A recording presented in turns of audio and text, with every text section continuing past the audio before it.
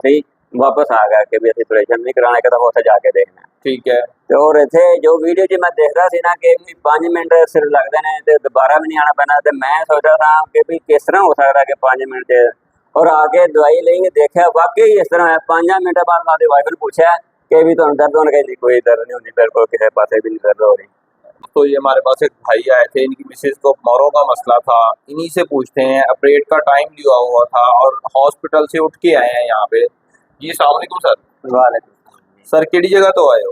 Sir असी आश्रम ठोकर तो है, लेकिन असी पिछले गांव कोट राधा कृष्ण तो रात ठोकर तो करें तो सुबह फिर दसे केड़ा गांव जी? कोट राधा कृष्ण वो किहड़े जिला कसूर है। जिला कसूर है। हाँ की मसला सी नाम मिसेज? सर इन्हों तकरीबन 10 महीने हो गए सानू, इन्होंने मोहरा का मसला है। ठीक है। पिछले मोहरा तो इतने भी ਜਾਂਦਾ ਪਿਓ ਪੈਂਦਾ और पूरी 2 ਲੱਤਾਂ। ठीक है।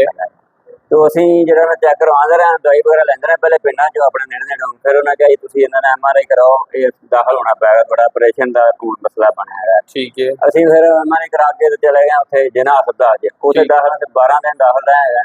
ਤੇ ਉਹ ਕਦੀ ਕਹਿੰਦੇ ਆਪਰੇਸ਼ਨ ਕਰਨਾ ਹੈ, ਕਦੀ ਕਹਿੰਦੇ ਨਹੀਂ ਕਰਦੇ, ਦਵਾਈ ਪਹਿਲੇ ਖਾਓ, ਖਾਓ, ਸਾਂਚਾ ਬਣਾਓ, ਰਿਪੋਰਟਾਂ ਕਰ, ਤੇ ਕਿੰਨੀਆਂ ਰਿਪੋਰਟਾਂ ਅਸੀਂ ਕਰਵਾ ਨੇ ਪੈਸਾ ਲੱਗ ਗਿਆ। ठीक है। ਉਸ ਤੋਂ ਬਾਅਦ ਉਹਨਾਂ ਕਹਿੰਦੇ ਨਹੀਂ ਤੁਸੀਂ ਜਰਨਲ 'ਚ ਜਾਓ, ਉੱਥੋਂ ਰਿਪੋਰਟਾਂ ਕਰਾ ਲਓ। ਫਿਰ ਜਰਨਲ 'ਚ ਕਿੰਨੀ ਬਾਰ ਜਾਂਦੇ ਰਹੇ, ਉਹ ਐਵੇਂ ਜਾਂਦੇ ਨੇ। ਮੈਂ ਵੇਖਦਾ ਪਿਆ ਸੀ ਵੀਡੀਓ ਮੋਬਾਈਲ ਤੇ ਤੁਹਾਡੇ ਸਾਹਮਣੇ ਆ ਗਈ ਵੀਡੀਓ, ਉਹ ਮੈਂ ਵੇਖੀ ਤੇ ਮੈਂ ਉਸੇ ਟਾਈਮ ਮੈਂ ਤਾਂ ਖੁਸ਼ ਹੋ ਗਿਆ ਦਿਲ 'ਚ। ਮੈਂ ਨਾਲ ਨੂੰ ਕਿਹਾ, ਮੈਂ ਕਿਹਾ ਵੀ ਇਸ ਤਰ੍ਹਾਂ ਕਹਿ ਰਿਹਾ ਕਿ ਆਪਰੇਸ਼ਨ ਤੋਂ ਨਹੀਂ ਕਰਵਾਉਣਾ ਪਏਗਾ ਤੇ ਤੁਸੀਂ ਆਏ। जब आए हो?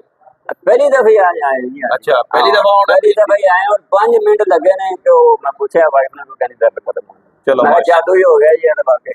चलो अल्लाह पाक दी जात शिफ। तो उथों ਅਸੀਂ ਜਿਹੜਾ ਨਾ ਤੋਂ ਨਿਕਲਿਆ ਹਸਪਤਾਲੋਂ, ਅਸੀਂ ਵਾਪਸ ਆ ਗਏ ਕਿ ਵੀ ਅਸੀਂ ਆਪਰੇਸ਼ਨ ਨਹੀਂ ਕਰਾਣਾ, ਇੱਕ ਦਫਾ ਉੱਥੇ ਜਾ ਕੇ ਦੇਖਣਾ। ठीक है। ਤੇ ਔਰ ਇੱਥੇ ਜੋ ਵੀਡੀਓ 'ਚ ਮੈਂ ਦੇਖਦਾ ਸੀ ਨਾ ਕਿ 5 ਮਿੰਟ ਸਿਰ ਲੱਗਦੇ ਨੇ ਤੇ ਦੁਬਾਰਾ ਵੀ ਨਹੀਂ ਆਉਣਾ ਪੈਣਾ, ਤੇ ਮੈਂ ਸੋਚਦਾ ਸਾਂ ਕਿ ਵੀ ਕਿਸ ਤਰ੍ਹਾਂ ਹੋ ਸਕਦਾ ਕਿ 5 ਮਿੰਟ 'ਚ, और आके दवाई लेंगे देखा वाकई इस तरह है। 5 मिनट बाद मैं अपनी वाइफ ने पूछा कि भी तुम दर्द होने की, कोई दर्द नहीं होती, बिल्कुल किसी पासे भी नहीं दर्द हो रही।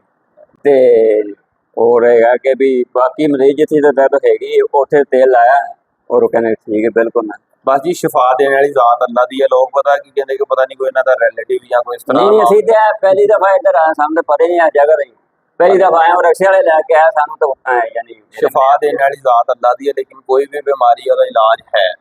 लोग कहते पता नहीं मोहरा का इलाज। शुक्र है ऑपरेशन तो बच गए, तो वीडियो सामने आ गई तो मैं दुआवां देना ही रखा कि असां ऑपरेशन तो बच गए। बस अल्लाह पाक दा शुक्र अदा करो जी, दुआ का फरमाया जी इंशाअल्लाह ਇਹਦੇ ਵਾਸਤੇ ਆਪਰੇਟ ਦੀ ਜ਼ਰੂਰਤ ਨਹੀਂ, ਕਿਨੇ ਵੀ ਖਾ ਦੇਵੇ ਜੀ ਦੁਬਾਰਾ इंशाअल्लाह ਜ਼ਰੂਰਤ ਨਹੀਂ। अगर हल्की फुल्की हो गए एक दफा महसूस होवे तो चेक करवा लेना, लेकिन जरूरत नहीं पैंदी इंशाअल्लाह।